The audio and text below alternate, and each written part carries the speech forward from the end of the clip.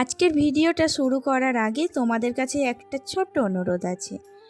আমি প্রতিদিন মন দিয়ে আমার সংসার আর জীবনটা তোমাদের সাথে শেয়ার করি, দুটো একসাথে ব্যালেন্স করার চেষ্টা করি। কিন্তু সত্যি করে বলো তো, আমার ভিডিওগুলো তোমাদের কেমন লাগে?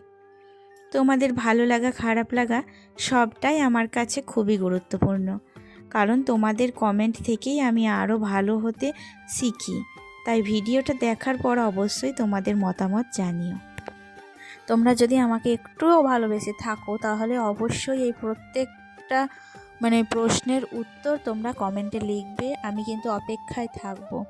দেখো, তোমরা যদি আমাকে কমেন্ট করে না জানাও যে আমার ভিডিও তোমাদের কেমন লাগছে, আমার ডেলি লাইফস্টাইল তোমাদের কেমন লাগছে, তো সেই প্রতিক্রিয়া আমি যদি না পাই তাহলে আমি কিভাবে আরও সামনের দিনে এগিয়ে যাব।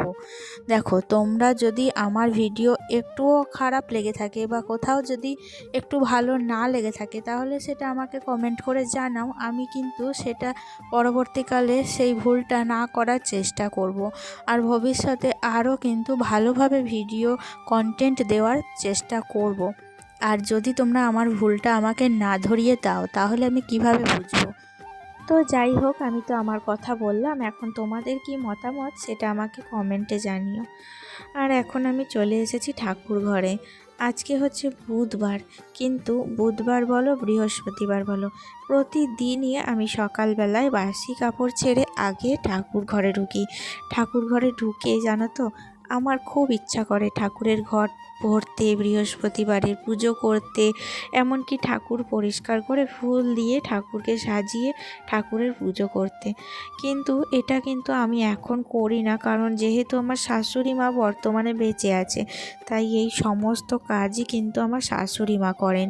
তো আমার ইচ্ছা করে সকলের মতো ঠাকুরের পুজো করতে, কিন্তু আমার কপালে না এই সুখটা আমি পাইনি। তো যাই হোক, ঠাকুরের পুজো যেটুকু পারলাম করে এখন দেখো চলে এসেছে মাছ কাকিমা। তো আজকে আমি মাছ নেব, কারণ দুদিন মাছ নিইনি, দুদিন থেকেই ডিম খাচ্ছিলাম। তো আজকে আবার মাছ নেব। তো বেশ একটা কাতলা মাছ দেখাচ্ছিল, তো কাতলা মাছটা নিইনি, আমি এখানে একটা অল্প দামের মধ্যে সিলভার মাছই নিলাম। আমাকে এমজে অধিকারী ফ্যামিলি থেকে দিদিভাই কমেন্ট করেছে, খুব সুন্দর লাগলো তোমার ভিডিওটা। থ্যাংক ইউ দিদিভাই, তোমাকে অসংখ্য ধন্যবাদ এইভাবে আমার পাশে থাকার জন্য। আমি চাই ভবিষ্যতে তোমরা আমাকে এভাবেই সাপোর্ট করো। তো দেখো, এখন আমি চলে এসেছি রান্নাঘরে। আসলে সকালবেলায় বাসি কাজ করার পর রান্নাঘরটা এতটাই অগোছালো হয়ে আছে, এখন প্রায় একটা ঘন্টা লাগবে আমার এই রান্নাঘরটা গোছাতে। সরি, একটা ঘন্টা একটু বেশি বলে ফেললাম, তাই না? আধ ঘন্টা তো মতো বটেই, কারণ কি বলো তো, আমি ওই যে ঠাকুর ঘরে ঢুকেছিলাম, তারপরে চা করতে, এটা করতে ওটা করতে কিন্তু বেশ সময় লেগে গিয়েছে, তারপরে আর রান্নাঘরটা গোছানো হয়নি। তো এখন দেখো, আমি রান্নাঘরটাকে পরিষ্কার করে গুছিয়ে নিচ্ছি। বাসনগুলো সমস্তটাই জল ঝরিয়ে বাসনের ঝুড়ির মধ্যে রেখে তারপর যেখানকার যেটা সেখানেই রেখে দিচ্ছি। তারপর একটু মোছামুছির কাজ করব। আসলে দেখবে, রান্নাঘর সব সময় যদি পরিষ্কার থাকে, মা লক্ষ্মী কিন্তু, মা অন্নপূর্ণা কিন্তু সব সময় সন্তুষ্ট হয়। আর ঘরে সংসারে মা লক্ষ্মীর অভাব অনটন কখনোই আমরা বুঝতে পারি না। এটা এক প্রকার কিন্তু লক্ষণ, এটা আচার, আমরা যেটা বাঙালি ভাষায় বলে থাকি। তো এটা কিন্তু সব সময় তোমরা লক্ষ্য করবে যাতে রান্নাঘরটা অপরিষ্কার না থাকে। যতটুকু পারবে সব সময় চেষ্টা করবে রান্নাঘরটাকে পরিষ্কার করে রাখার, তাতে মা লক্ষ্মী কিন্তু একদমই অসন্তুষ্ট হন না। আর আমরা আমাদের সংসারকে এত ভালোবাসি, এতটা পরিশ্রম করি সারাদিন, যাতে আমাদের জীবনে মা লক্ষ্মীর অভাব কখনোই না আসে, মা লক্ষ্মী যাতে সব সময় আমাদের ওপর সন্তুষ্ট থাকে।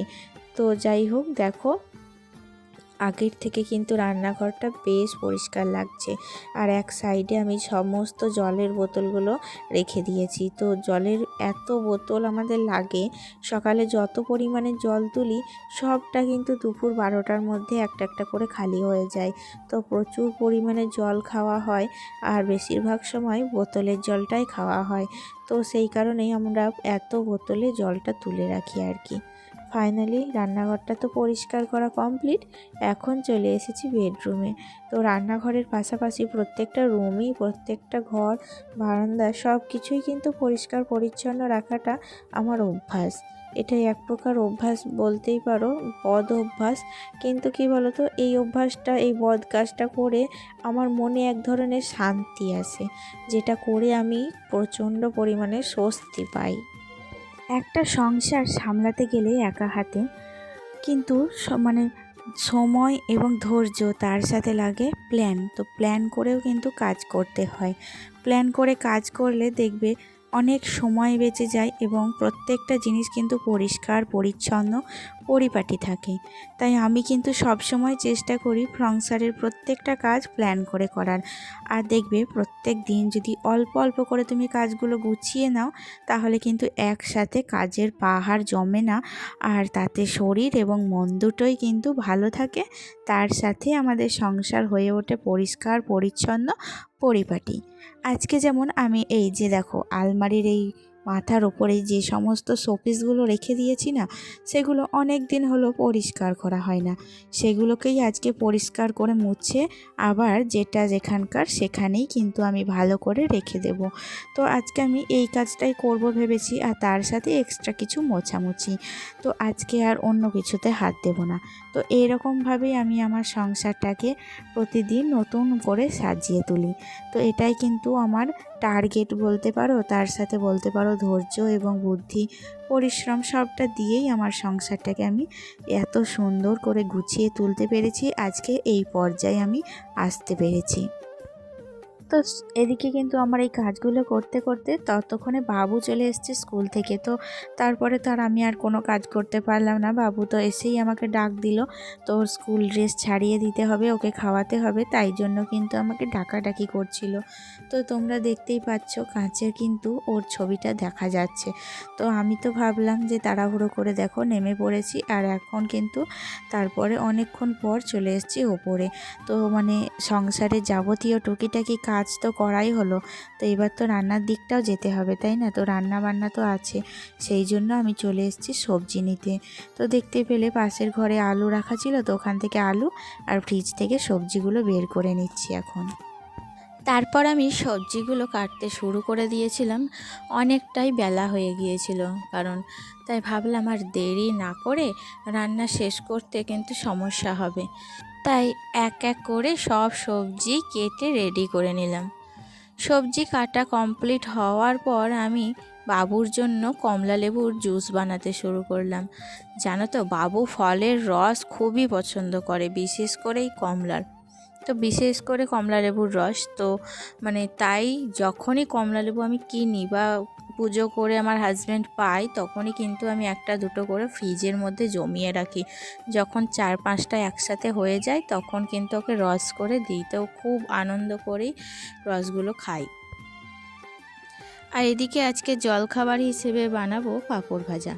তো দেখো পাঁপড় ভাজা, আর তার সাথে বানাবো একটু জিরে আর লঙ্কা মুচমুচে করে ভেজে, সেই জিরে লঙ্কা ভাজা আর পাঁপড় ভাজা দিয়ে মুড়ি কিন্তু এমনিতেই চলে যাবে। তার সাথে আমি বানিয়েছিলাম আলু চচ্চড়ি। তো আলু চচ্চড়ি তো খেতে আরও ভালো লাগে, তো সেই ভেবেই কিন্তু আজকে মুড়ি খাবারের এই রেসিপি আমি একটা বানিয়েছি। তো তারপরে দেখো মানে জলখাবারের পর্ব তো শেষ হলো, এবার চলে আসবো ভাতের পর্বতে। মানে দুপুরের লাঞ্চে আজকে কি কি মেনু হবে সেটাই এখন তোমাদের সাথে শেয়ার করব। দেখলে তো আমি সবজিগুলো সব কেটে রেখেছিলাম, সবটা ধুয়ে কমপ্লিট করেও নিয়েছি, এখন রান্না বসাবো আমি। আমাকে সিঙ্গেল মাদার লাইফস্টাইল দিক থেকে দিদিভাই কমেন্ট করেছে, খুব সুন্দর লাগলো তোমার ভিডিও, আমার পরিবারে আসবে দিদিভাই। অসংখ্য ধন্যবাদ দিদিভাই তোমাকে, আমার পরিবারে এসে আমার ভিডিও দেখার জন্য, সুন্দর সুন্দর কমেন্ট করার জন্য। আর অবশ্যই আমি তোমার পরিবারে যাব, তোমার ভিডিও দেখে আসব, সময় সুযোগ করে একদিন যাব তোমার পরিবারে। খুব ভালো লাগলো, এভাবেই মিষ্টি মিষ্টি কমেন্ট আমাকে করে যেও। তো দেখো আজকে ভাত খাবারের যে মেনু করেছিলাম মানে লাঞ্চের, এখানে পেঁয়াজ কলি আলু ভাজা করেছিলাম, তার সাথে একটু পেঁপে ভাজা, আর এদিকে ছিল পালং শাক, টমেটোর চাটনি, আর একটু বেগুন আলুতে আর মাছের ঝোল। আসলে কি বলো তো, অনেকক্ষণ রেস্ট নিয়ে তারপর আবার চলে এসেছি সন্ধ্যাবেলায়। শরীরটা না খুব একটা ভালো নেই, তবুও তোমাদের জন্য একান্তই আমি এই ভিডিওটি বানাচ্ছি। শরীর ভালো না থাকলে দেখবে কোনো কিছুতেই একটু এনার্জি লাগে না। তাই অনেকক্ষণ রেস্ট নিয়েছিলাম, আজকে বাবুকে নিয়ে টিউশনেও যেতে পারিনি, এতটাই শরীর খারাপ করছিল। সেই কারণে দেখো একেবারে সন্ধেবেলার ফুটেজ নিয়ে চলে এসেছি। আজকে সন্ধেবেলায় ভেবেছি রুটি আর তড়কা বানাবো। অনেক দিন হলো আমার হাজব্যান্ড বাজার থেকে তড়কাটা নিয়ে এসেছে, কিন্তু বানানোই হয়নি। তো আজকে ভাবলাম বানাই, কারণ মুখে তো স্বাদ নেই, একটু জ্বর জ্বর লাগছে। তো সেই কারণেই ভাবলাম যে একটু যদি অন্য রকম কিছু মানে ডিনারে পাওয়া যায় তাহলে কিন্তু শরীরটাও ভালো লাগবে আর খেতেও কিন্তু বেশ ভালো লাগবে। আর এমনিতেও আমার ছেলে তো ময়দার জিনিস পেলে আর কিছু চাই না, তো ও তো খুবই খুশি হয়ে যাবে। তো যাই হোক, তরকাটা আমি কিন্তু ইউটিউব দেখেই শিখেছিলাম, এটা অস্বীকার কিছু নেই। আসলে মানুষ তো সবসময় সব কিছু শিখে থাকে না, একটু একটু করেই শেখে, তাই না? তো ইউটিউব দেখে আমি যে তরকাটা বানাই আমার রেসিপি অনুযায়ী খেতে কিন্তু দুর্দান্ত হয়। তার সাথে যদি একটু ধনেপাতা দিই আরও বেশি টেস্ট হয়, কিন্তু ধনেপাতা দুঃখের কথা আমার শ্বশুরবাড়িতে কেউ পছন্দ করে না, সেই কারণে ধনেপাতাটা আমি দিতে পারি না। তবে সব কিছুই দেওয়ার চেষ্টা করি। এবং ওই যে বাজার থেকে সানরাইজের তড়কা মশলা, ওটা দিলে পরে টেস্ট যেন আরও বেড়ে যায়। তো ফাইনালি দেখো আমার সমস্ত কাজ কমপ্লিট। আজকের মতো তাহলে আসি বন্ধুরা, দেখা হচ্ছে নেক্সট ব্লগে। টাটা, সবাই ভালো থেকো তোমরা।